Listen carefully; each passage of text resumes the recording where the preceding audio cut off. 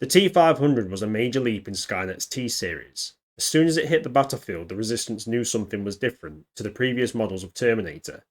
It wasn't dumb and clunky like the T-200, and it was a lot tougher than the T-400. This fear was realised over the next few years, as the T-500 would cull the remaining human population by between 5 and 10%. So let's take a look into this menacing leap forward in Terminator warfare. The T-500 production numbers are massive, with estimates in the hundreds of thousands that were produced with several variants. This was a major ramp up in output on the T-series model, as Skynet finally had the infrastructure and logistics to truly begin mass production in terms of killing machines. And the timing could have not come sooner, as the Resistance was formed and very organised. And with an organised army, Skynet knew the war was about to go from Terminators fighting unarmed civilians and small militias to going against a full militarised force supported by heavy weapons and armoured vehicles. Size-wise, the T-500 was more in line with a human, with it standing 6'6", so still very tall, and its shape was boxy, but there were no odd-shaped limbs and it was far more sleek. Its head was more like a human skull than the bug-shaped T-200 head or the massive Cyclops red eye of the T-400, so it wouldn't immediately stand out. This helped with it closing the gap between itself and its enemies without being discovered. And due to its more normal size, it could follow humans wherever they went, and be able to access things like doors, entryways, and tunnels without having to struggle to move through. This allowed it to keep pace with fleeing humans, and gave it a far better chance to terminate its opponents. And there was little chance of outrunning a T-500, as it was capable of moving at up to 25 miles per hour for short bursts, giving it a true predator-like feel to it. No longer could human survivors clamber under a collapsed ruin and expect the Terminator to turn back and find another route. The T-500 would move through and find its target and terminate it. This leads me on to its infiltration capabilities. Skynet designed the T-500 mainly as a combat unit, but it quickly realised that it was able to fool humans at a distance with its shape and size. This could be improved with the T-500 wearing clothes normally, baggy-fitting attire, and damaged cloaks and tarps that would make the T-500 look like it was a survivor who was dirty and looking around the wasteland for supplies. Now, once it got closer, it was fairly obvious that it was a machine, but if its face was covered and it was dark, many at the start of the introduction of the T-500 were fooled. And as humanity learned to spot the T-500 in the later years of its production, some T-500s were fitted with a full rubber-based skin to help with infiltration. It wasn't that effective, but it gave Skynet new ideas for future infiltration models. Its infiltration abilities also benefited from how the T-500 moved. It was very human-like, being able to do the full range of movement of an adult human and even more. It had a natural-like stride and could run, jump, vault, and climb well. Obviously, Terminators were also pretty heavy, so it had to watch what it was climbing and jumping on, but it was a massive improvement over the T-400. With this natural movement, it was also hard to spot, especially combined with wearing clothes. And even the most agile humans would find it tough to outrun a pursuit from a T-500. Even if they were jumping over obstacles, going through small passageways, the T-500 was relentless and now able to back it up with its improved dexterity. The dexterity ties into the T-500's strength, with it being able to easily lift a ton in weight, and it could throw objects, remove obstacles and barricades, and even smash through reinforced steel doors. This strength was also lethal up close, with a single punch or kick from the T-500 was almost always fatal. And with the improved movements, it was able to deliver these killing blows with inhuman speed, with even the best close-quarter combat specialists being torn to pieces. Being up close and personal with the T-series was basically suicidal now. If you couldn't fight the T-500 up close, well then it had to be done at range, right? Well, the T-500 was very capable in the firefight. They used various small arms, but had ample supplies of plasma weapons also. And thanks to it having advanced combat programming, it was able to track targets even at a great distance. It could calculate projectile trajectories on the fly and respond accordingly. This led to it having great accuracy comparable to the best marksman humanity had. And with its improved movements, the T-500 would efficiently use cover and be able to move through tricky battlefields like ruins, and perform manoeuvres like flanking to get a tactical edge over its foes. They could keep a fast pace to close in and overrun resistance positions, and it must have been terrifying to fight the T-500, and many soldiers who previously destroyed many Terminators would now be out of their depth. The T-500 not only had lethal combat abilities, it had a massive upgrade in durability. It was the first Terminator to incorporate Skynet's new hyperalloys, though some sources claim this was just a titanium alloy. I'm going with a hyperalloy source. This gave it impressive protection, with the majority of small arms having no chance to penetrate its armour, and it took larger rounds like 50 caliber and upwards or plasma-based weapons to effectively destroy the T-500 at range.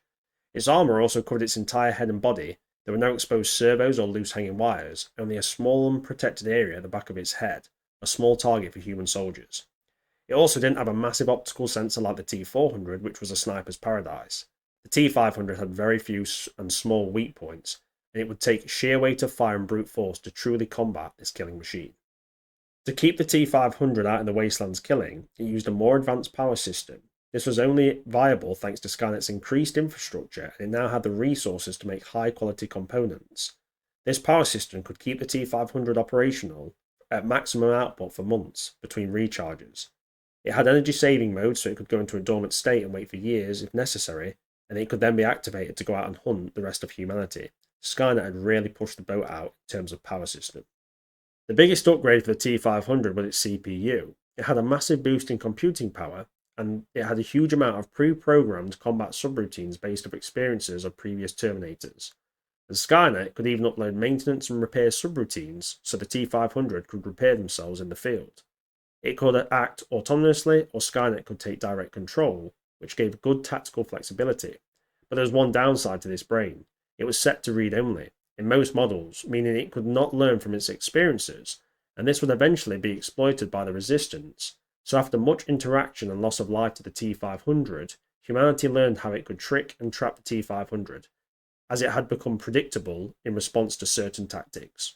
With the improved brain came better sensors, with its vision being advanced. It had inbuilt tracking and targeting technology that could sync with other T-500s to improve its accuracy and to make friendly fire incidents almost impossible. Its audio sensors could pinpoint and triangulate with other hunter-killer models to seek out hiding humans, and its communication technology allowed unparalleled coordination with hunter-killer models such as the HK tank and the Ariel. This allowed rapid combined arms style warfare without the direct control of Skynet.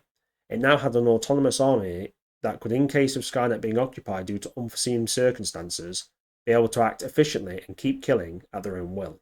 The T-500 on the battlefield, as you can tell, was very efficient. With its various upgrades, it was a real advancement in Terminator design. But like most of Skynet's earlier models, its weakness was its predictability over time, as without the learning functions that came with the T-600 and beyond, the T-500 was always destined to be outsmarted by the Resistance. But this wasn't the only variant of the T-500. There were the T-500S, T-500T, T-599 Elin, T-500I, and the most infamous being the T-500R. Now, info is limited on the first two variants, but the I and R and Elin are fairly well known, so it's going to be interesting if we look through them now. So these are limited little bits of description on each one, but I thought I'd break them down in their own paragraphs. The I variant standard for Infiltrator, and this was a slimmed down model of the standard T-500. It was in line with a tall, thin human, and with clothing was difficult to distinguish at distance. It also came with Skynet's latest rubber-based skin that did a decent job of giving a human look. That was until you got close, and at this distance it was easily spotted. The Eye was a field test for Skynet, and few were built, but the information gathered helped pave the way for models like the T-800. Next, we have the dreaded T-500, which stands for the Reaver. This thing was a terror machine designed to cause chaos and bring a very brutal psychological fear to humanity. This beast was, in my opinion, a completely new model, with the head being removed and the CPU being stored in its chest. It had no optical sensors, instead relying on heat sensors in the front and back of its chassis. It also had its limbs lengthened to give it a tall, gangly look, and its hands were replaced by sharp, long claws. It had a learning CPU that was very primitive, giving it an ape-like intelligence, but it was also very aggressive, and this fit its combat style perfectly. It also meshed well with its long limbs and sharp claws. It was a true close combat monster that could cut and smash its enemies. But the Reaver wasn't finished yet. It had an inbuilt speaker and recording equipment, so it could record the screams and wails of the people it killed, and then replay them when it attacked in future to cause chaos and terror. Its preferred engagement method was it would wait in a dark, ruined area, a low-power dormant mode, and once activated by its heat sensors picking up a suitable target, it would enter a flailing, killing frenzy and attack anything in proximity. But this did not have the effect Skynet hoped. Instead of demoralizing the Resistance, it energized them against the brutality of what had been deployed. This was no cold-killing machine. This was truly an evil construct, and it served as a major propaganda boon for the Resistance. The T-599 Elin was a very odd model of Terminator, as its job was intelligence gathering and observation. This data was to be gathered and ported to newer models of Terminator so they had a full knowledge of the world around them. And in combination with Skynet's future CPU being able to learn and adapt, the T-500 literally laid the path for models such as the T-800 to be so intelligent and adaptive. And even after their role of data collection was finished, they were used in administration, logistics, and scientific roles, but their help to Skynet was limited as their CPU was still pretty basic compared to later models. I will note these variations were most likely converted from Skynet's stock of T-500s, not brand new produced units. Most likely it was Skynet trying to get as much use out of the T-500 design without expending more resources on it, as it had plans for the T-600 underway, which was a far more advanced killing machine. In the end, the T-500 was not undone by its abilities as a soldier, but its lack of learning, basically its inability to adapt to the battlefield effectively. Now, this was like a lot of the early T-series models, but this was eventually remedied by Skynet with its more advanced CPUs and their ability to learn. But still, a very effective killing machine, and for the resources put in, I think Skynet got a very effective Terminator that killed a lot of humanity and did the job that it needed to. Anyway, I hope you enjoyed the video. I enjoyed bringing it to you. Thanks for watching, guys, and I'll see you on the next one.